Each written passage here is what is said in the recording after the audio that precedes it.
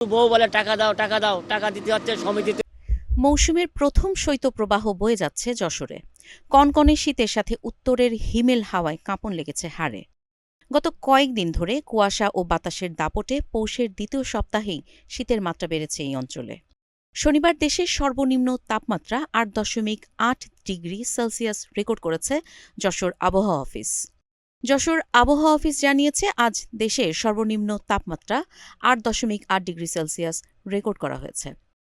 শুক্রবার দেশের সর্বনিম্ন তাপমাত্রা ৯ ডিগ্রি সেলসিয়াস রেকর্ড করা হয় এ জেলায়।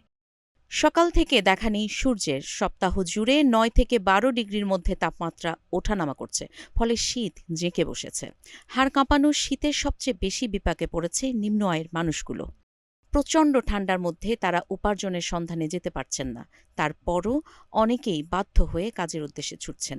তবে ঘর থেকে বের হয়েও কাজ মিলছে না শ্রমজীবী মানুষের। না, পেটের দায়, বিরাট কুয়াশার এত ঠান্ডা, তাও বেরোছি বাড়ি, শুধু বউ বলে টাকা দাও টাকা দাও, টাকা দিতে হচ্ছে সমিতিতে নিলাম। সেই সমিতির দায়, পেটের দায় বেরোছি, ওরে ঠান্ডা তোমার বেরোছি, হাত পা বড় হয়ে যাচ্ছে। আর এই বেরিয়ে রাস্তায় লোকজন নেই, কি করব, কি দেবো, গাড়ি ভাড়া ২৫০ টাকা গাড়ি ভাড়া কোত্থেকে পাবো, এই চিন্তা ভাবনায় আর শেষ হয়ে যাচ্ছি। তাতে এই দেশে অশান্তি, সব রাজা ঠেলাঠেলি। একটা ভালো দিকে একটা রাজা তৈরি করতে হবে, যে দল হোক একটা ভালো রাজা তৈরি করতে হবে। শীতে আমাদের এই সকালবেলা যেরকম সবারই ঘুম থেকে উঠতে কষ্ট হচ্ছে, তারপর এই কুয়াশার মধ্যে বের হনো একরকম কষ্ট, তারপর গাড়ি ঘোড়া, ইজি বাইক, রিক্সা, এই কুয়াশা এগুলো বের হয় না।